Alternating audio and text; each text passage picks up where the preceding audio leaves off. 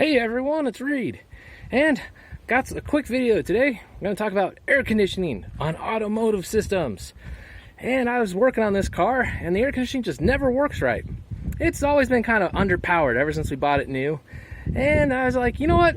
I'm going to fix it. I'm going to get this thing tuned up, and I'm going to get the air conditioning working well.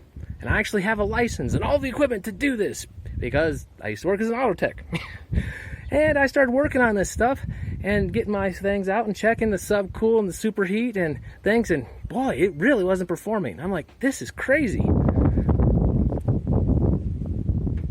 So I decided to open it up and get the orifice tube out to take a look. If you're wondering what the orifice tube does, well, it keeps the refrigerant, separates the high and low side, and it meters out the liquid refrigerant to evaporate. All right, here's what this orifice tube looks like. Horrible. It is absolutely horrible here on the end. We've got parts of metal and some other gunk. And I looked at the other gunk real carefully. Turns out it's Teflon. That means that the compressor has a ring that has come apart, and the metal that is coming out of this is from the piston smacking into the side of the compressor. And it looks like I got this just before it all completely came apart on me. So it's not a simple air conditioning repair. It's a replace the compressor, replace the condenser, replace the filter, dryer, and the manifold set and some other junk. So I'll do a video of what this looks like all set up and how we end up in the end. But that's what this is going on there. Bunch of car repair. Now let's go look at something else. Okay, we are now in the final stages of this garden growing. And it's basically the ears making all their stuff. The beans will climb up further, and the vines and watermelons will keep getting bigger, and the cucumbers will go everywhere, and yeah, I got all sorts of stuff there.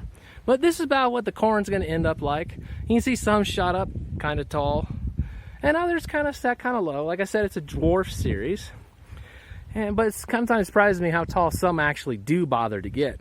But I've got lots of ears growing, and we will have a decent sized corn harvest. Next year, as long as I get myself in gear, it'll be better because I will actually get the 2 seasons, and I'll have, you know, almost double what I'm getting now.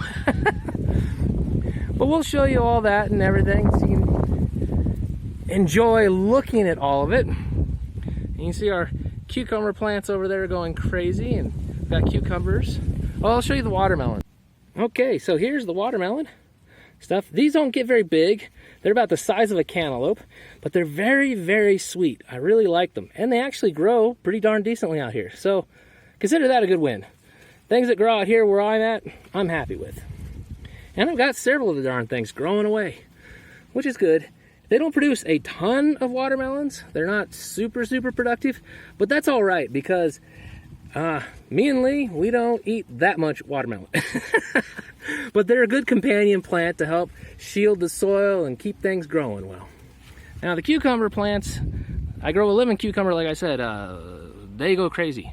So I don't plant a ton of those plants because last year, like I say, they overwhelmed me and took over everything. Well, anyways, it's a quick little video showing some car stuff and some garden stuff. I got a bunch more stuff coming up soon, guys. It's just been crazy at work. Take care. Have a great day. Reed, out for now.